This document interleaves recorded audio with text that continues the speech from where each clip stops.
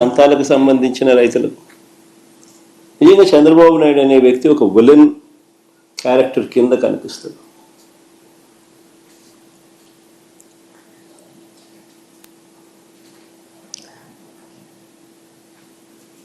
ఆ కుర్చీలో చంద్రబాబు నాయుడు గారు ముఖ్యమంత్రిగా కొనసాగుతూ తన సొంత రాష్ట్రాన్ని ఏ రకంగా తాకట్టు పెట్టాడు, రాష్ట్ర ప్రజలను తన స్వార్థం కోసం ఏ రకంగా తాకట్టు పెడతా ఉన్నాడు అన్నదానికి రేవంత్ రెడ్డి స్టేట్మెంట్లు సాక్ష్యాలు. నిజంగా బహుశా భారతదేశ చరిత్రలో ఇలాంటి చరిత్రహీనుడు బహుశా ఎవరు ఉండకపోయి ఉండొచ్చు.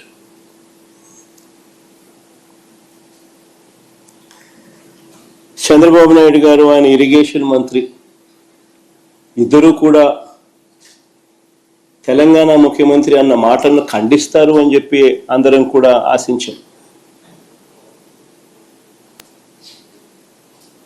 ప్రతి రైతు కూడా ముఖ్యమంత్రి ఈ స్థాయికి దిగజారిపోడు అని చెప్పి ప్రతి రైతు కూడా ఆశపడ్డాడు. కానీ ఆశ్చర్యం ఏమిటంటే చంద్రబాబు నాయుడు గారు తన ఇరిగేషన్ మంత్రితో తాను మాట్లాడించిన మాటలు, చంద్రబాబు నాయుడు గారు మాట్లాడుతూ ఉన్న మాటలు చూస్తే రాయలసీమ లిఫ్ట్ ఇరిగేషన్ స్కీమ్ అవసరం లేదు అంటూ వీళ్ళు మాట్లాడుతూ ఉన్న మాటలు చూస్తే రేవంత్ రెడ్డితో చంద్రబాబు నాయుడు గారికి ఉన్న రహస్య ఒప్పందానికి అధికార ముద్ర వేసినట్టే. కరెక్ట్గా రేవంత్ రెడ్డి కూడా ఇదే మాటలే మాట్లాడాడు. చంద్రబాబు నాయుడు కూడా ఆయన మంత్రి కూడా రాయలసీమ లిఫ్ట్ అవసరం లేదు అని అంటూ చంద్రబాబు నాయుడు బరి తెగించి మాట్లాడడం కూడా వాళ్ళిద్దరి మధ్య జరిగిన ఒప్పందానికి ఆమోద ముద్ర వేసినట్టే, అధికార ముద్ర వేసినట్టే.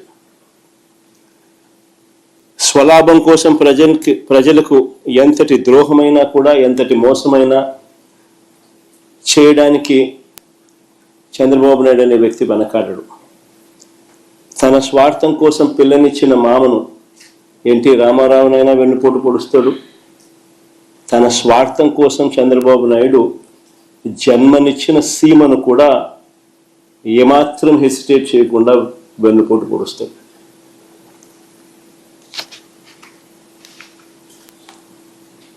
నిజంగా రాయలసీమ లిఫ్ట్ అన్నది ఒక గొప్ప ఆలోచన,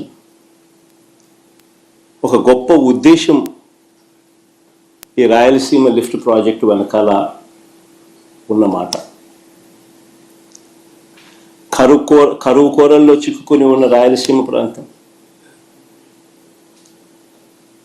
వ్యవసాయం ప్రశ్నార్థకరం అయిన పరిస్థితులు, తాగడానికి మంచినీళ్ళు కూడా ఒక్కొక్కసారి దొరకని పరిస్థితి.